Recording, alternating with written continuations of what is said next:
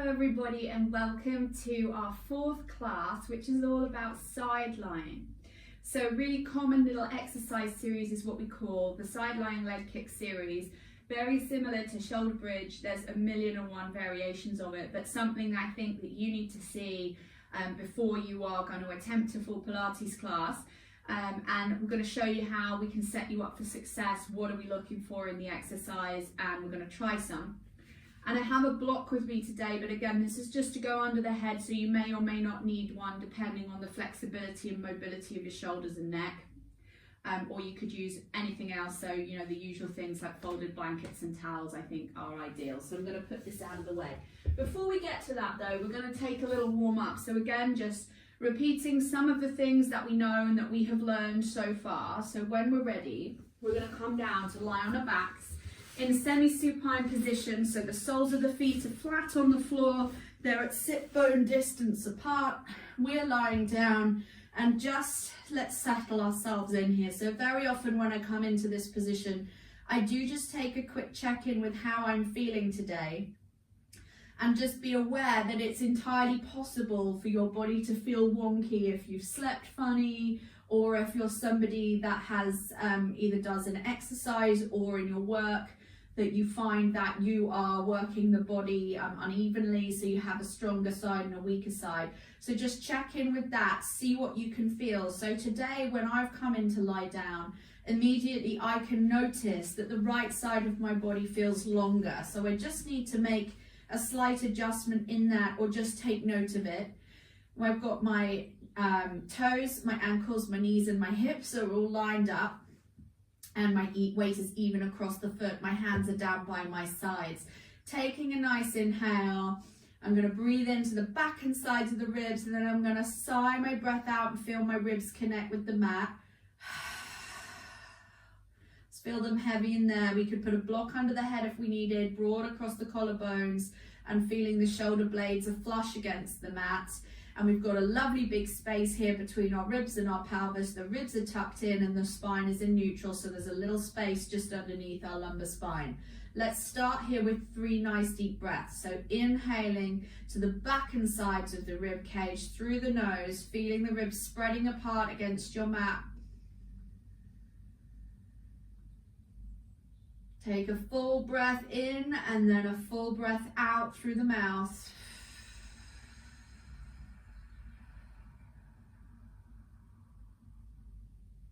And then again, inhale deeply.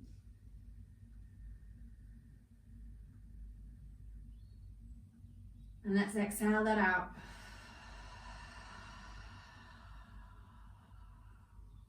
One last time, inhale. Breathe wide and full into the back and sides of the ribs, and then exhale it out. Excellent. Now let's combine that with centering. Take an inhale. Spread the ribs and then exhale. Find a full exhale, ribs funneling down into the abdominals. Lift up on the pelvic floor and draw navel to spine.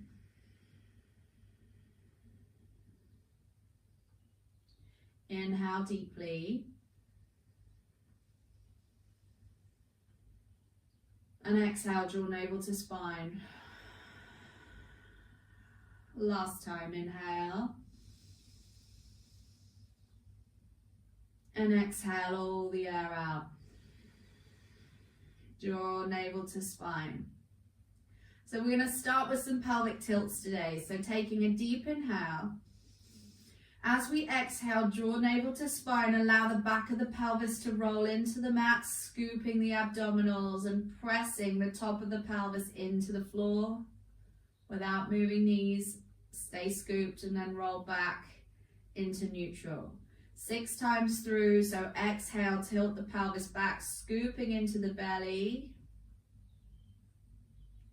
and then come back. And again, tilt the pelvis, scoop the belly in, round the spine into the floor, and return. Exhale, roll back, drawing the belly in. Inhale, return. Everything else stays soft. Last two, draw the belly in, tilt the pelvis. And return it. And last time, draw the belly in, tilt the pelvis. And return. We're going to move into some heel slides now. Stay heavy through the back of the ribs, neutral spine, pelvis connects. Take an inhale. Now lift up through the pelvic floor, draw the navel to spine, slide your right heel away and float your left arm above your head. Without interrupting the ribs, stretch through the heel and stretch your arm and leg apart in opposition. And slowly drawing the belly in and roll yourself back. Inhale. Exhale, slide away left leg, float right arm, stretch the two apart, keep neutral in your pelvis. Keep the ribs tucked in and heavy. And return, inhale. And exhale, ribs connect, spine stays neutral, sliding away right leg, lifting left arm. And return it without moving the pelvis, staying connected in the abdominals. Inhale here. And exhale, slide away your left leg. Float your right arm, stay connected in the ribs, drawing the belly in, stretch the arm and leg apart, and return. Once more to each side, inhale here, and exhale, slide away your right leg, float your left arm, keep the shoulders engaged down the back, and then return. Scooping the belly in. Last time, slide away your left leg, float your right arm, keep the ribs heavy, and return. Good. We're going to learn a new exercise now. Heel toe your feet to touch, press the inner thighs together. Take the arms wide. Now they can go level with the shoulders or in a wide V. I'm going to choose to take them at shoulder height with my palms facing up.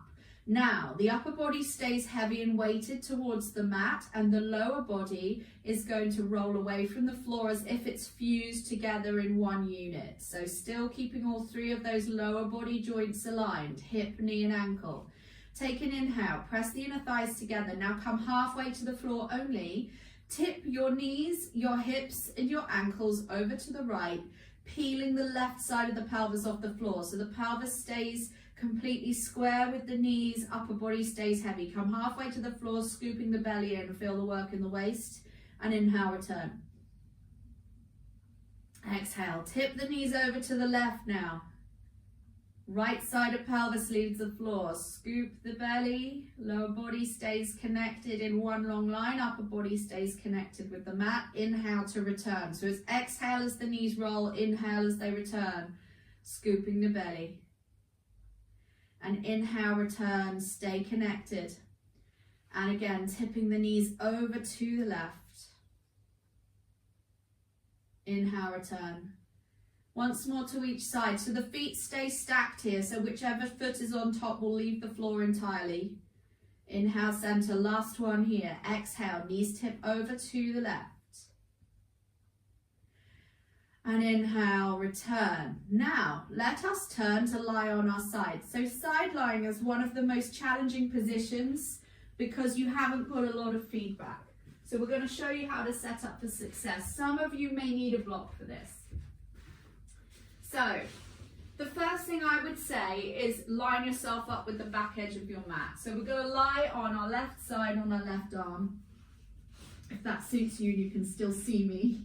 So, this would be level one. So I've got my mat, I'm going to take my hand and I'm going to run it down my back and I'm checking where I am in comparison to the mat. So we want to have the equal distance all the way down the back apart from the lumbar spine, which is still a neutral. So from the head to the hips, you're on a straight line. Now, the spine is straight, but we could choose what to do with the legs. There's a lot to talk through here. So the next thing that's a really important detail is that we're not collapsing into the mat. So this waist has to be equal both sides. So we lift it away from the floor. And if that's really difficult for you to achieve, get yourself a flannel, roll it up and wedge it underneath your waist to remind you. And this needs to be really active, and here's why. So we want the spine to be absolutely horizontal to the floor, parallel to the floor. And if we allow the waist to drop into the floor, first off, I'm going to shorten through this waist, which I don't want. and lengthen through this side, but my hips won't be level, my pelvis is wonky, and my spine is going to bow into the floor. So for alignment reasons, we do not want that. Now the next thing, everything about side lying is really about pelvic stability. So it is really, can you keep your pelvis aligned as you move? And as we know, we've talked about this already in previous classes, that's coming from the connection into the abdominals. So this all has to be really active. We want to keep one bone stacked on top of the other, and it doesn't rock or roll forwards, and it doesn't hinge or hike on this side. So that said, the easiest way in would be to keep your underside leg bent, but as we progress, we'll start to straighten the legs. So we start off, we'll be both knees bent. I'm not even going to do that today. You could keep both legs retracted, because as we know, as we increase lever length, so does the workload. So the further it is away from your center, the more it's going to be. We're going to do one leg bent, one leg straight. So the underneath leg is bent, but there are things on the platform where you have the leg bent. So I want now my heel to be in line with my spine, and I'm just doing this for demonstration purposes before we get to the exercises. So that would be the first level, is keeping this leg as a kickstand, the underside leg, and that's going to be helping us with our pelvic stability. Once we've progressed with that, we would extend the legs out on a diagonal. So we've still got a wider base of support by having our legs kicked forwards like this, but they are forwards of the body, and then ultimately we start to come legs in line and so on. So we're increasing the challenge for the pelvis. Now we haven't talked about head yet, which is really important. You could choose to lie on a straight arm. More commonly, you will see me lie like this. What I don't want is this, because you can see that my head isn't aligned. This is not until we get into the much most advanced work that we probably don't even address on here most of the time. If none of that is for you, so say your shoulders are just not going to work like this, take your underneath arm in front and then put a block under the head. And sometimes we do take this in various things, so you may even need two. Okay, so if you need two to keep your head aligned with the spine, you can do that. So I'm going to push that out of the way. And now we're going to learn some exercises, thank goodness, after that long explanation. So start with both legs bent. I'm going to teach you the most commonly used exercises in the side lying leg series. We know how we want to lie, so the waist is lifted away from the mat. We're resting on our head on our arm as we've chosen, or the block. The spine is lined up with the back of the back of the mat, and we have the underneath leg slightly bent. Now, straighten your top leg, take the top hand and the fingertips into the floor to help stabilize you, keeping the hips stacked one on top of the other. We're going to do forward and back. We're going to keep it really small. So with a flexed foot, allow your top leg to drift forward, keeping the hips stacked on top of each other. So don't let it roll forwards and don't shorten through the waist. Now start to press the leg to the back with a pointed foot. And the key is to think about reaching away. Flex the foot, comes forward. So we're in a really small range of movement. So although I've chosen to straighten my top leg here for you guys, so you can feel like you're doing something and there's a bit of challenge going on for you to stabilize, we're keeping the range really small. So the next thing we would do after this is increase the range and press the leg to the back. Stay scooped, stay stacked through the hips. Leg comes forward, it hinges from the hip. Don't shorten into that top hip, and then press to the back and see if you can get that hip joint open. One last time. Sweep it to the front and then press it to the back. Now allow the leg to sit in line. So we're going to point the foot to lift it and flex it to lower. Now this would be a real one where it would be very easy for us to allow the underside of the waist to connect into the floor. So stay lifted there, point to lift and flex to lower. So really check in with your hips, making sure that they're still. Now I see in class all the time people coming up miles, and you shouldn't really be able to. You've got to keep stacked and balanced through the hips and lifted through the waist, all the way through. You should feel it right into the hip here. So now we're actually moving towards some actual exercises. All through the series, I've kind of made the point that it's about technique building, but here we're working with technique and we are starting to feel the muscles working. So that is up and down. So we're going to point the toes now. The leg is in parallel and we're going to circle. So keep everything still and stable. And 2, and 3, 4, 5, and 6. Go back around the other way. 1, stay lifted in the waist. 2, and 3, 4, 5, and 6. Lower the leg down. So as a rest position, if it's useful to know, you feel you're really getting a build up in the side of the hip there, bend the top knee and just let it roll forward. You should feel that that's a pretty instant relief. So now I'm going to teach you clam, the basic. We use this a lot as well. So step the legs on top of each other. So this time there's a generous bend in the knee and the heels are in line with your hips. Stay lifted through the waist and allow the top knee to open and then close it down. So the feet stay touching throughout, you stay lifted and lower it down, just 6 times.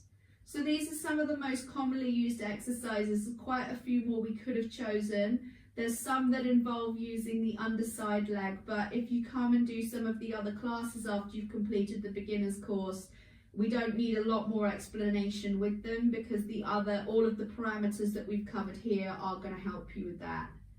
So we just have one more like this and lower it all the way down. Right, let's come up and we're going to do the other side. So I'm going to change ends. You could choose to roll over, but I like to stay looking at you. So we're going to line ourselves up again for the other side so we get the opportunity to just review the information we were given. So let's start with the head this time. So the head is resting into the crook of the elbow, or maybe the underneath arm is out long, or maybe it's on a block, or any of the other things that we have suggested to you. We're going to take our top arm and we're going to run it down the back edge of the mat and just check that we're lined up. So we're using that straight edge to check ourselves to see if we are indeed straight. Spine is in neutral. The hip bones stack one on top of the other and the waist is lifted away from the mat at all times. That is a non-negotiable. The top hand is resting the fingers into the floor to help prevent the upper body from rolling forwards, staying stacked, and the underside leg is bent. Now extend your top leg level with your hip with a flexed foot. Toes are pointing forwards and we're going to come forward and back for 6. So the leg sweeps to the front. Just a little, keeping the hips stacked, and then point and press it to the back. So I should say, in all of Pilates, not just the sideline leg kick series, come forwards, is that your range, as in how far you move, is dictated by how accurately you can make the movement. So in this case, I'm only coming as far forward, or you're only coming as far forward as you can stabilize the hips, stay lifted in the waist, and keep your hips stacked on top of the other.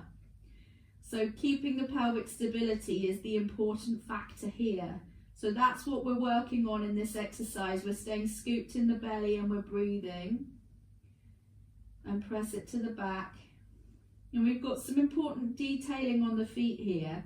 Some people can't point and flex their feet, and if you can't because it's causing you pain, you don't have to, but ideally you would want to because it's important you keep that mobility in the foot. Now, bring the leg back in line with the hip, and we're going to point to lift and flex to lower in parallel.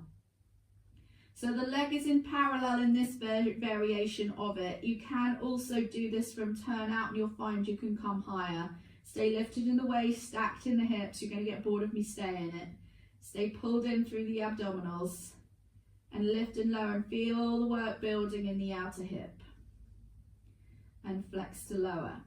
Last 2 times, point lift, flex lower, and lastly, point lift and flex lower. Point the toes, legs still in parallel, circle forwards for 1 and 2 and 3, 4, 5 and 6. Go back around the other way. Everything else stays still, hips still, just circling the thigh bone in the hip socket. And 4, 5, and lastly 6. Now release the leg down, bend the knee, stack the feet and hips on top of each other. Excellent. Stay lifted in the waist. And we're going to open the top knee and close it down without rolling back. And if it helps you to keep a hand on a hip here, just to check that we're not rocking back with the movement, that would be great. Or just fingertips into the floor as you choose. And last time. And release that leg to the floor. Well done. Let's come up to seated and facing front. Good. So, although we have learned a new position, really today's class has been about pelvic stability, but we have learned the side lying leg kick series. So, as we said, loads of variations. We've learned how to set up the side lying. We've learned what's important about the side lying position that we're looking to work with. And we've learned some exercises that would be used in a Pilates class and really the parameters of side lying. So you can now apply that to any class, and it's something that you've seen. And we've tested our pelvic stability from the side lying position. So I really hope that you've enjoyed today's class. It's been a little bit shorter than some of the other ones, but hopefully you probably do feel actually like you have had a bit of work today, which is a good thing. So I hope you enjoyed it, and we'll see you for the next one when that's up. Thank you so much for joining me. We'll see you there.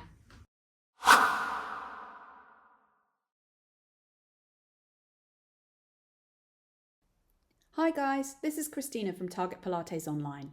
If you've enjoyed this class today, why not check out our website for our entire back catalogue of videos and courses, weekly 60-minute class and bi-monthly live events, all totally ad-free. Come visit us today at targetpilates.online or click on the link below this video.